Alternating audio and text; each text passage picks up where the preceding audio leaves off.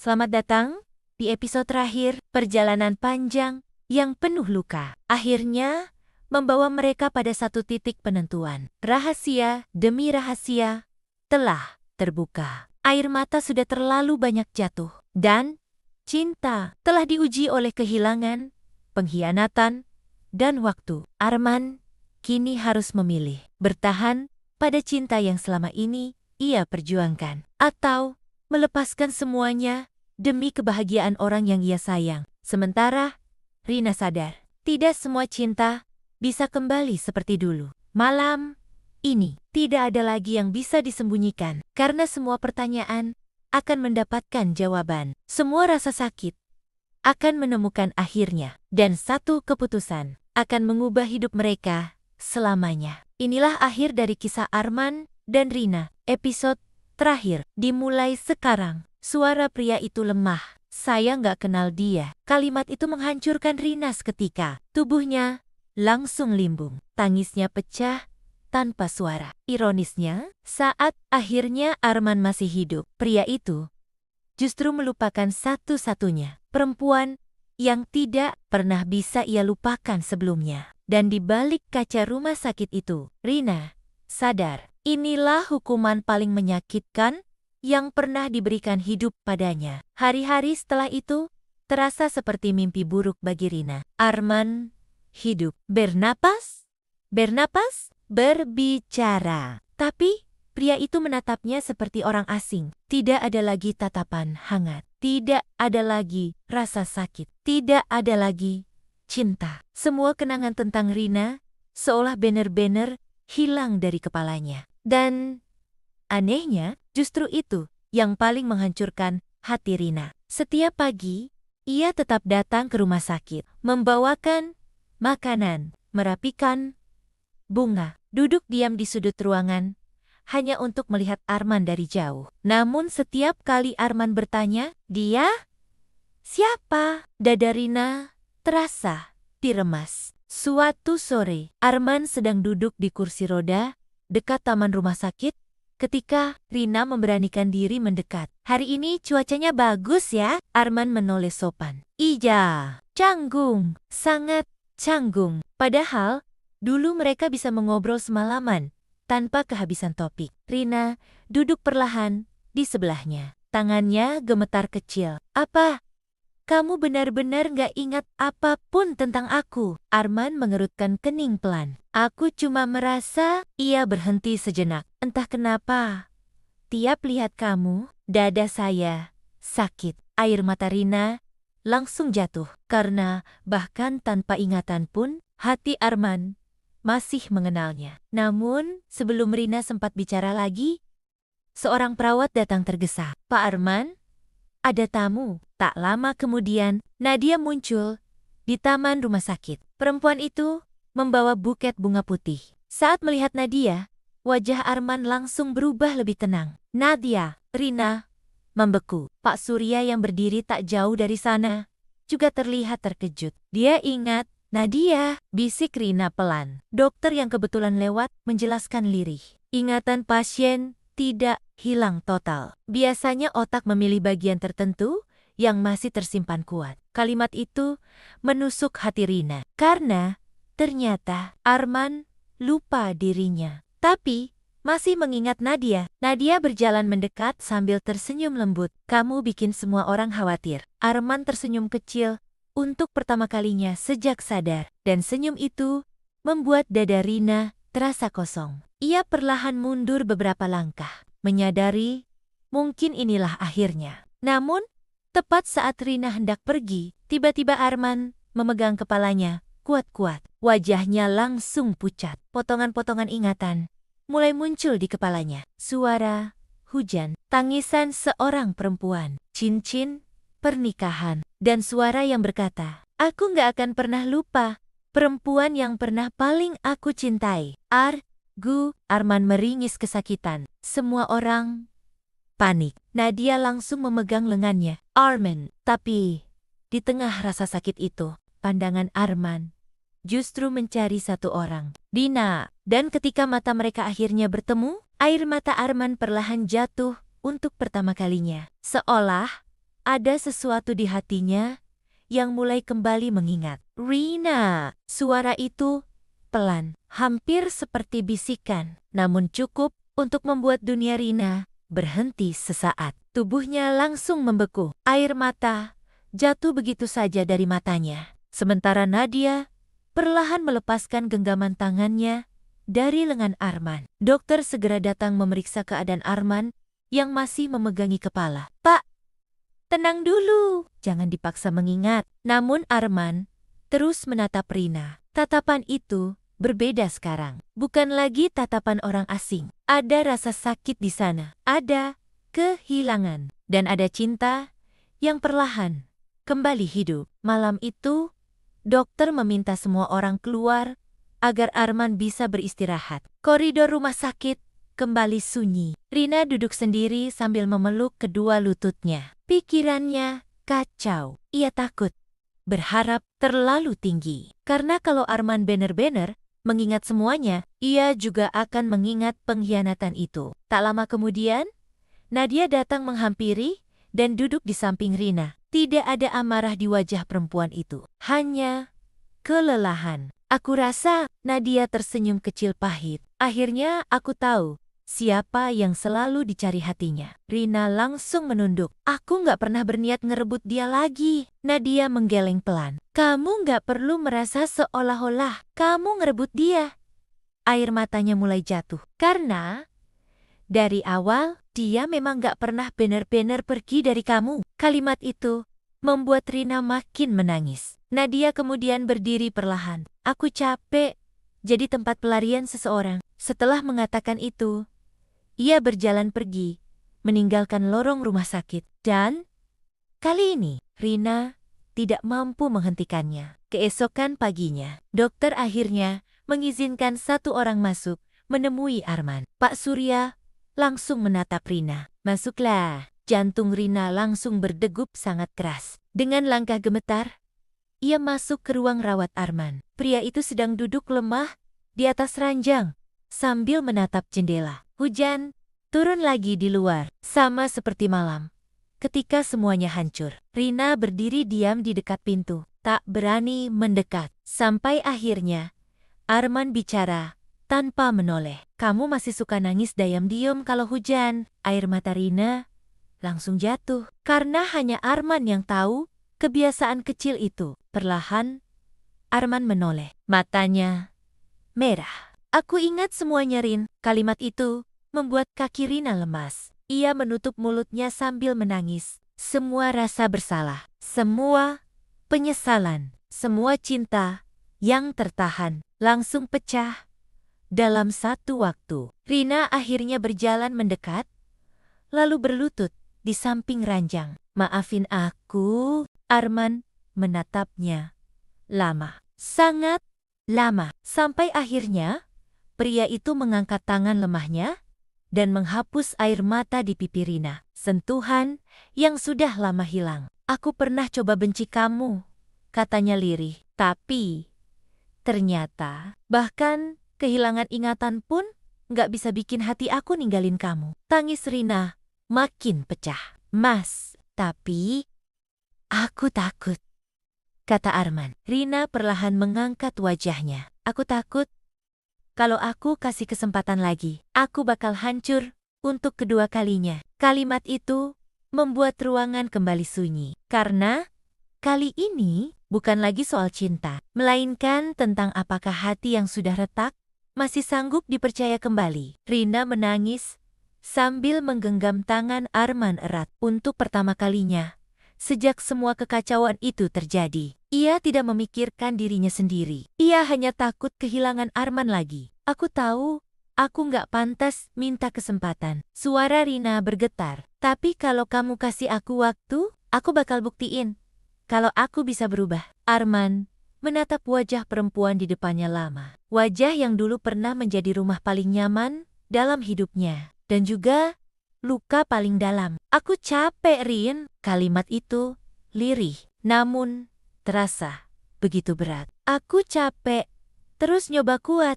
Setiap kali kamu nyakitin aku. Tangisan Rina makin pecah. Aku gak akan ulangi lagi. Arman tersenyum kecil. Sedih sekali. Semua orang bilang begitu setelah menyesal. Kalimat itu membuat Rina terdiam. Karena ia tahu Arman benar. Cinta bisa memaafkan. Tapi kepercayaan tidak semudah itu kembali. Beberapa hari kemudian, kondisi Arman mulai membaik. Ia sudah bisa keluar dari rumah sakit dan kembali bekerja perlahan. Namun, ada satu hal yang berbeda sekarang. Arman menjaga jarak. Ia tidak dingin, tidak kasar, tapi juga tidak lagi membuka hatinya sepenuhnya untuk Rina. Dan itu jauh lebih menyakitkan. Sampai suatu malam, perusahaan Arman mengadakan acara besar ulang tahun cabang baru. Semua relasi bisnis hadir, lampu ballroom mewah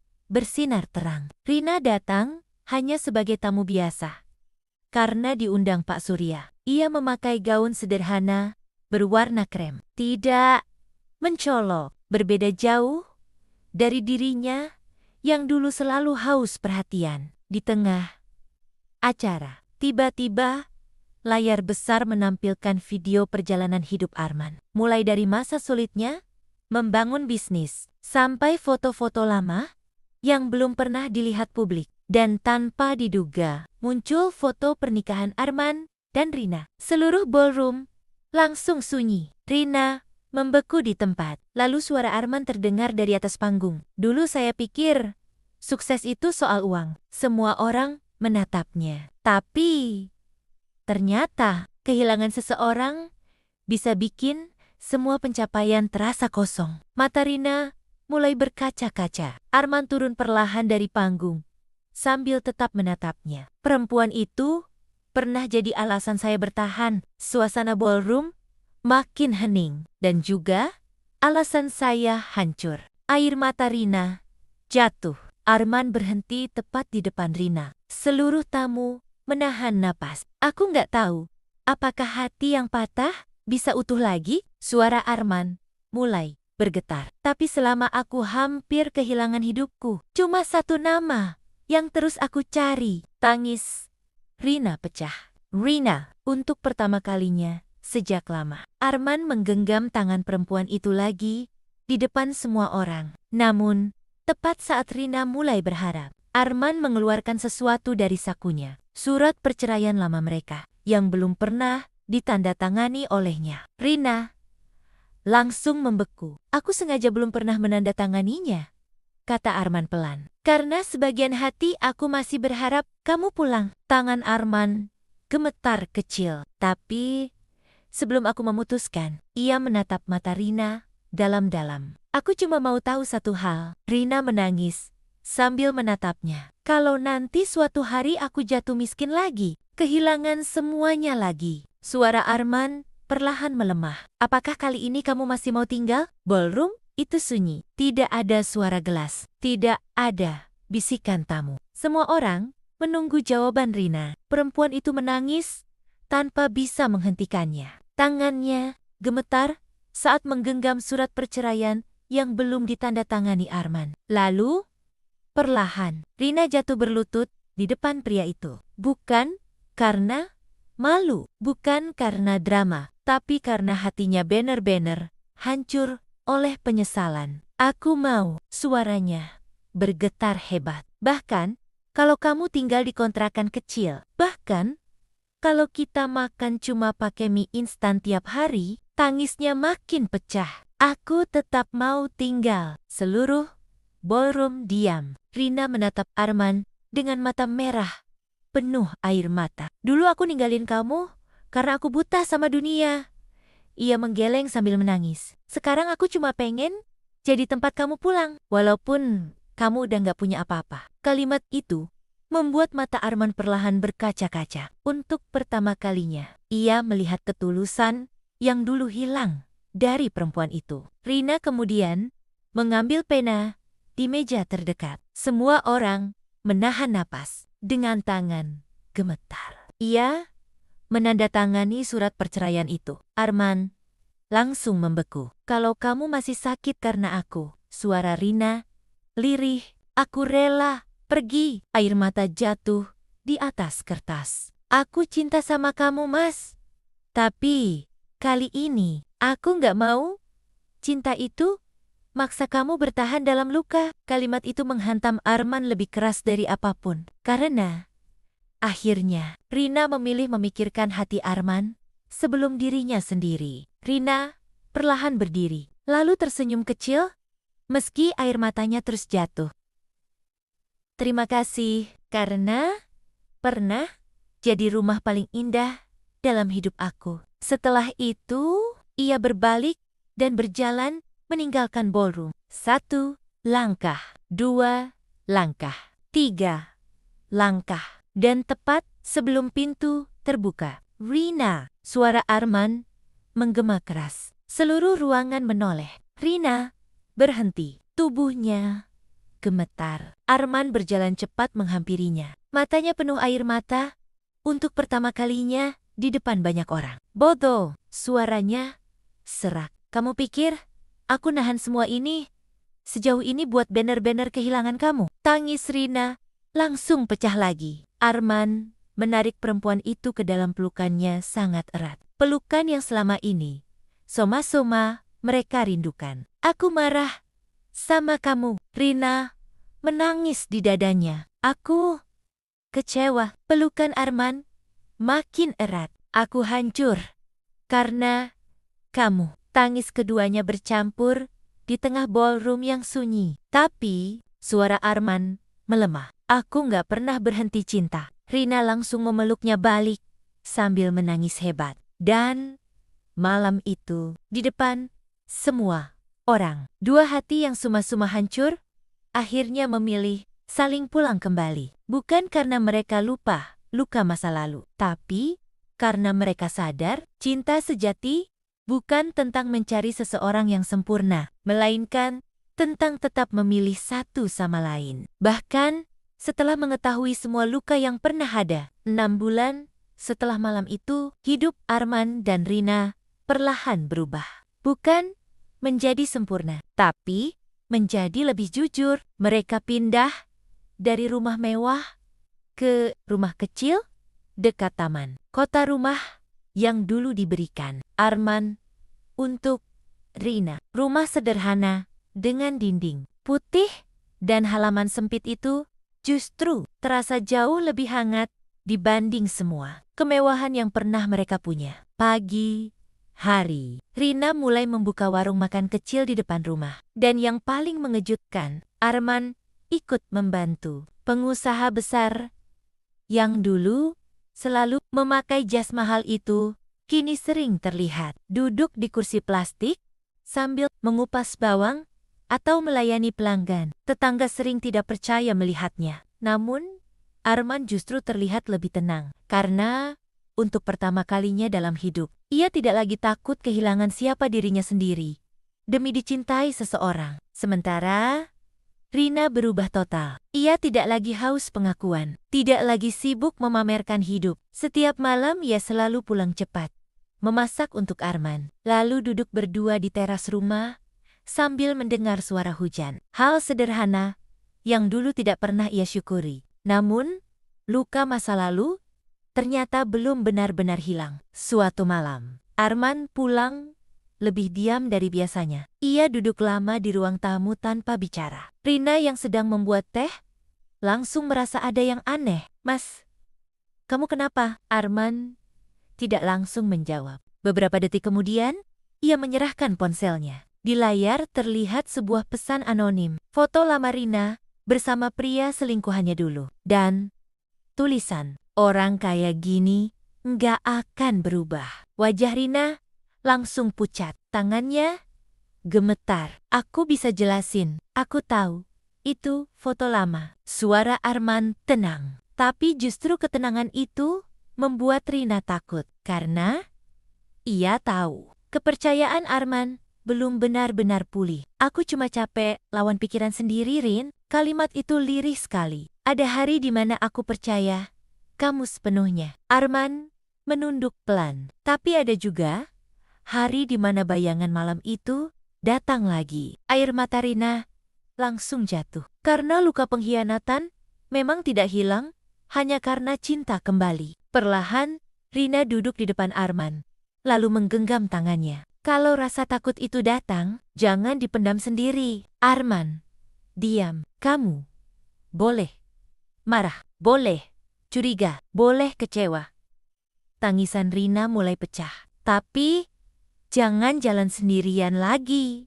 Kayak dulu, Arman perlahan mengangkat wajahnya. Dan untuk pertama kalinya, ia melihat sesuatu yang berbeda dari Rina. Bukan perempuan egois yang dulu meninggalkannya, melainkan seseorang yang benar-benar mau memperjuangkan hubungan mereka. Rina kemudian mengambil ponsel Arman. Tanpa ragu, ia menghapus semua media sosialnya di depan Arman. Mulai hari ini, suaranya bergetar. Aku nggak mau hidup buat dilihat orang lain lagi. Arman langsung membeku. Aku cuma mau hidup yang tenang sama kamu. Ruangan langsung sunyi. Hanya suara hujan di luar rumah yang terdengar pelan. Lalu, tanpa bicara, Arman menarik Rina ke dalam pelukannya. Kali ini berbeda. Tidak ada ledakan emosi. Tidak ada tangisan histeris. Hanya dua orang yang sama-sama lelah. Dan akhirnya belajar bahwa mempertahankan cinta ternyata jauh lebih sulit daripada mendapatkannya.